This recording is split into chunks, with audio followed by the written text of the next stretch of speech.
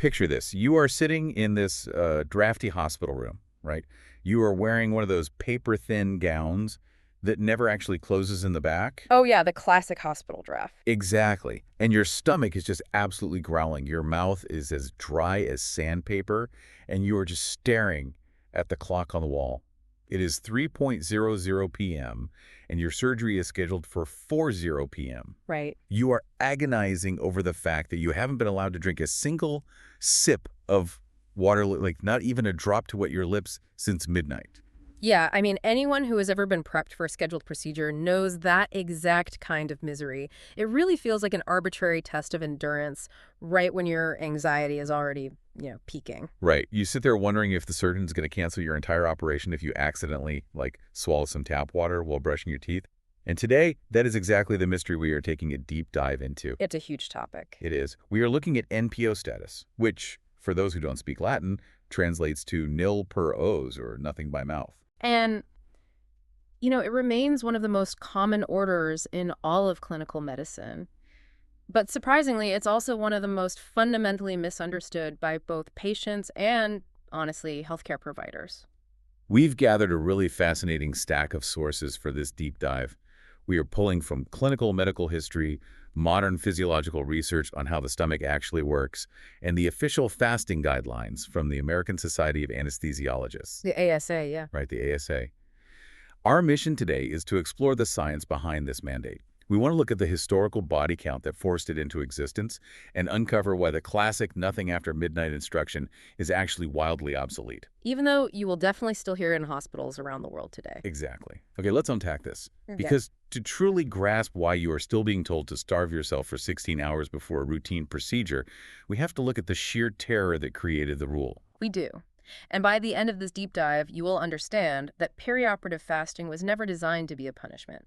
It's an incredibly high-stakes calculation of fluid dynamics and human physiology. Designed to protect you when your body's natural defenses are chemically shut down. Exactly. So to understand the origins, we have to go back to an obstetrics ward in the 1940s. Specifically, the Lying-in Hospital in New York, right? In 1946? Right, 1946. An obstetrician named Curtis Mendelson published this landmark paper in the American Journal of Obstetrics and Gynecology, and it completely altered the trajectory of anesthesia. What did he actually find? Well, he reviewed roughly 44,000 pregnancies at his hospital where general anesthesia had been administered to laboring mothers. Wow, 44,000 cases. And we need to contextualize what childbirth looked like in 1946, right? Because general anesthesia was practically the default for delivery back then. Oh, absolutely. And they were typically using ether gas delivered through a very simple face mask. Just a mask over the face. Yeah. The clinical reality of that era created a perfect storm. You had these patients who were rendered completely unconscious. Endotracheal tubes, breathing tubes that seal off the airway, those were not standard practice yet. So these mothers were unintubated. Right, unintubated. And furthermore, because labor is inherently unpredictable, they were going to sleep with completely full stomachs. Which is terrifying. And Mendelson's numbers really show why. Out of those 44,000 cases, he documented that about 1 in 667 resulted in aspiration. Which is a terrifyingly high rate for something so catastrophic. Yeah, I mean, the mothers were passively regurgitating or actively vomiting and inhaling their own stomach contents directly into their lungs. Right. And I want to break down the mechanics of why that is so uniquely lethal, because when someone aspirates under ether, what is physically happening inside the lung tissue is just devastating. Break it down for us. Mendelson basically identified two distinct mechanisms of destruction. First, if the mother aspirated solid food particles, it created a catastrophic mechanical obstruction. Like the food physically blocked the airways. Exactly. It blocked the bronchi and they asphyxiated. It's mechanical. But the second mechanism was even more insidious. If they aspirated liquid gastric acid, that hydrochloric acid flooded the delicate alveolar sacs. The sacs where oxygen exchange actually happens. Right. Wow. I mean, that sounds like pouring battery acid over the most fragile, permeable tissue in the human body. That is a very accurate way to picture it. It triggers a massive inflammatory response. The acid essentially strips away the protective lining of the lungs. Ouch. Yeah, causing severe chemical burns and pulmonary edema. The lungs literally fill with fluid in response to the burn. And that specific chemical pneumonitis went on to be named Mendelson syndrome. So this was a highly visible, highly traumatic cause of maternal death on the labor ward. And faced with healthy mothers dying from inhaling their own lunch, the medical community panicked. Obviously. I mean, they had to do something. The emerging field of anesthesiology needed a solution immediately. And they landed on a rule that was memorable, easily enforceable, and required zero clinical judgment. Nothing by mouth after midnight. Just a universal mandate. Boom. Done. Right. But it's like using a sledgehammer when you need a scalpel, you know? Well, you have to remember, scheduling was completely chaotic in the 1940s. Predicting exact transit times for food in the gut was way beyond their diagnostic capabilities. So administrators just implemented a blanket cutoff because it was the easiest thing to communicate to a massive nursing staff. Exactly. I get why they did it in the 1940s. But it seems crazy that they didn't differentiate between someone drinking a glass of water and someone eating an entire steak dinner. Right. Treating a glass of water consumed at 6 p.m. as the exact same biological threat as a steak dinner consumed at midnight defies basic logic. It completely ignores the nuance of biology. But for roughly 50 years, institutional dogma just steamrolled physiological reality. The midnight rule became the absolute default setting. Because NPO after midnight fits neatly on a patient chart, right? Exactly, and it transfers the burden of compliance entirely onto the patient. But fast forward to the 1980s and 90s, and researchers finally acquired the tools to measure what actually happens inside the digestive tract. They started questioning the foundational biology of the NPO order. Like, if we're trying to prevent Mendelssohn's syndrome, what are we actually trying to control? And everything hinges on protective airway reflexes. A healthy, awake person possesses a fierce physiological defense mechanism. Meaning, if gastric juice travels up the esophagus, your body reacts. Right, the epiglottis slams shut, you cough violently, and you swallow. Your brain fiercely guards your windpipe. But general anesthesia fundamentally paralyzes that entire reflex arc. Yes, the gates to the lungs are left wide open. So the ultimate goal, then, is to ensure the stomach is as empty and as non-acidic as possible at the precise moment the anesthesiologist pushes the induction drugs. The entire scientific endeavor focuses on minimizing those two metrics, gastric volume and gastric acidity. And so researchers began using ultrasound and aspiration tubes to actually track how different substances influence those two numbers over time. And they quickly discovered that water and steak take entirely different routes. Completely different. The sources highlight that clear liquids, meaning water, black coffee, or pulp-free juice, sluice through the stomach incredibly fast. Because water requires zero enzymatic breakdown, it essentially bypasses the heavy churning of the stomach, sliding right down the lesser curvature and emptying into the small intestine. So what's the actual timeline there? The half-life of a glass of water in an adult stomach is merely 10 to 20 minutes. It clears entirely in about 90 to 120 minutes. Wow, that fast. But solid food triggers a massive biological cascade. Oh, yeah.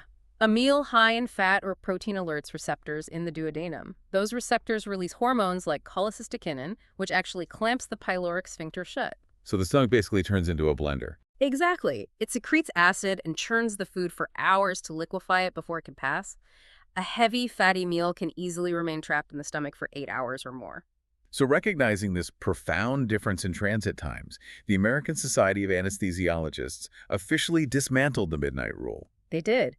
In 1999, with updates later in 2017, they introduced the evidence-based 2468 rule. And this operates on a sliding scale of risk, right? Right. According to the ASA, you need 2 hours of fasting for clear liquids, 4 hours for breast milk, Okay, what about solid foods?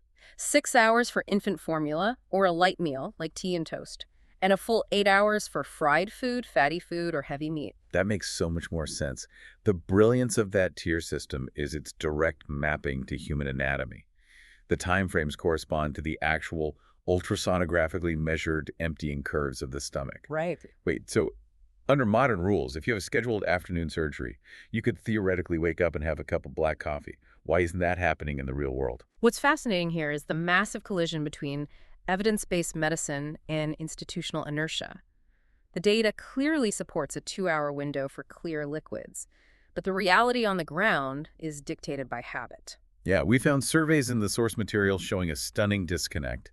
Surgeons, nurses, and even anesthesiologists continue to order the archaic midnight rule. Because medical professionals often fall back on what they learned in residency 30 years ago. And there is also this pervasive yet misguided medical legal fear. They assume that mandating a longer fast, provides an extra layer of legal protection. Exactly. They assume that if something goes wrong, they can say, well, the patient fasted for 16 hours. They prioritize administrative simplicity over physiological optimization. The assumption is that if 2 hours of fasting is good, 16 hours must be safer.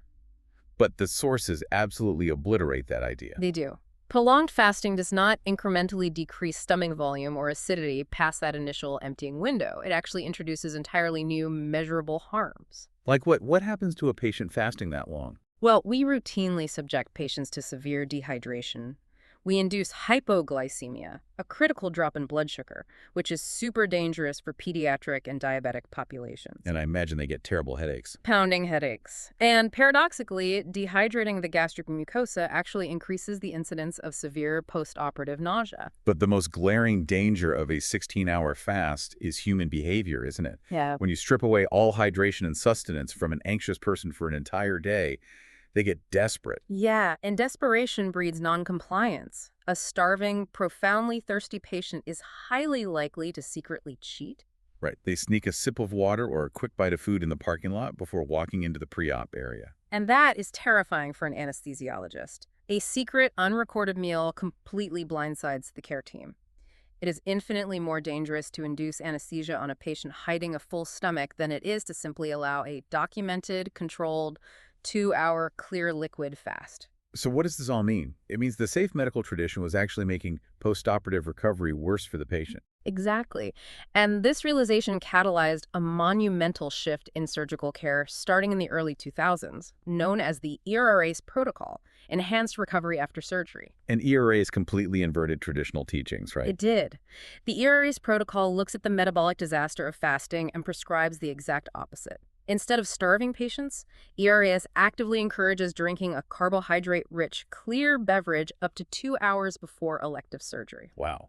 I mean, to a practitioner trained in the 1980s, handing a patient a carbohydrate drink right before the operating room probably sounds like malpractice. It sounded insane to them, but the physiological rationale is airtight. Prolonged fasting forces the body into a severe catabolic state. Let's explore that mechanism for a second. Why does starvation actively harm the recovery process? Well, when you stop eating, your brain still demands glucose, right? So to protect the brain's fuel supply, your body releases a surge of stress hormones, cortisol, and glucagon. Okay, and what do those hormones do? They force your peripheral tissues to become insulin resistant. Your body essentially locks the cellular doors, preventing muscles from absorbing glucose, and instead begins breaking down your skeletal muscle to harvest amino acids for survival. So you are intentionally triggering muscle wasting and insulin resistance mere hours before inflicting the massive physical trauma of surgery. Yes.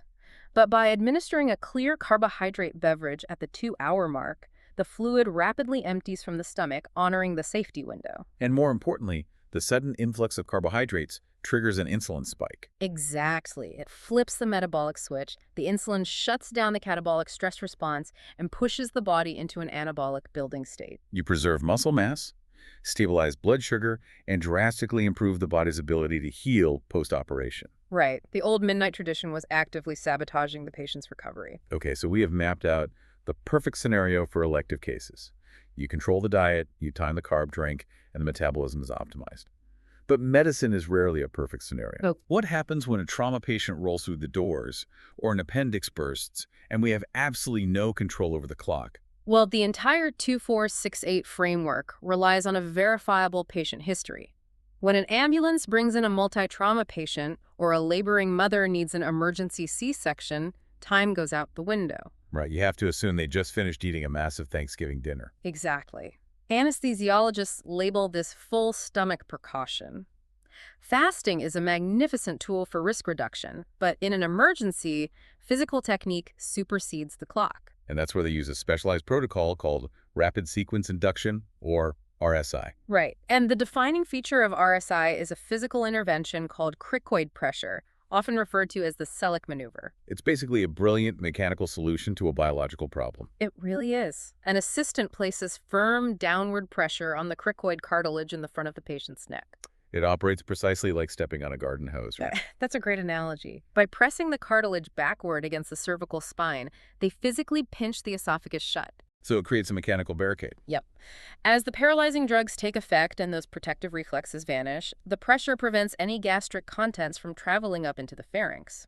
And meanwhile, the anesthesiologist rapidly secures the airway with a breathing tube. Okay, moving from emergency interventions to a fascinating debate buried in the sources, the great chewing gum controversy. Oh, this is a fun one. Hospitals have strictly banned chewing gum in the pre-op waiting room for decades. Right. The prohibition stems from the cephalic phase of digestion.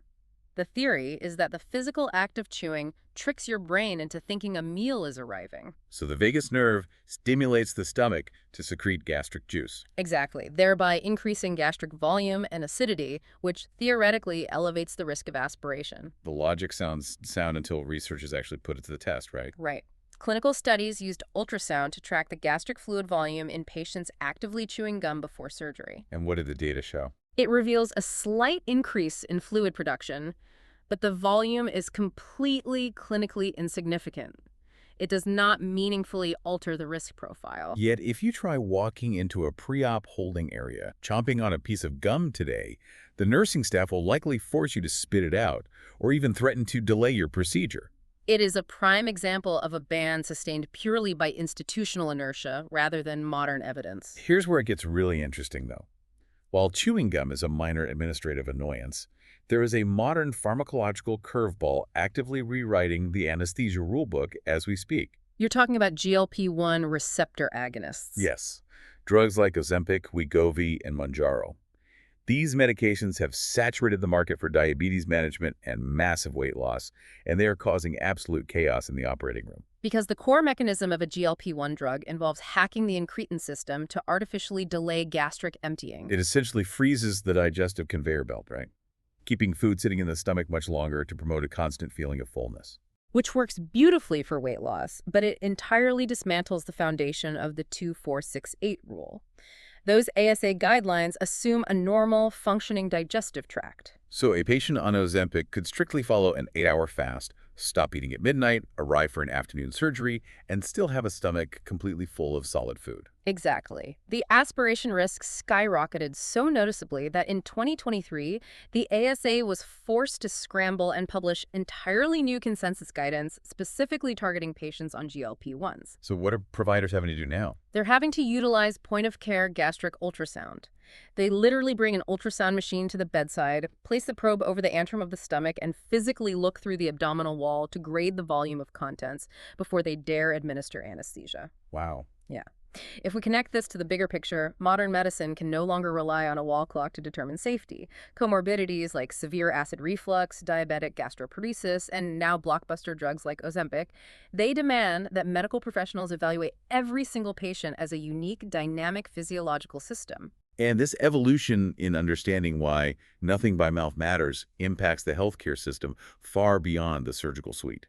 The way a hospital manages NPO status ripples through every department. Oh, absolutely.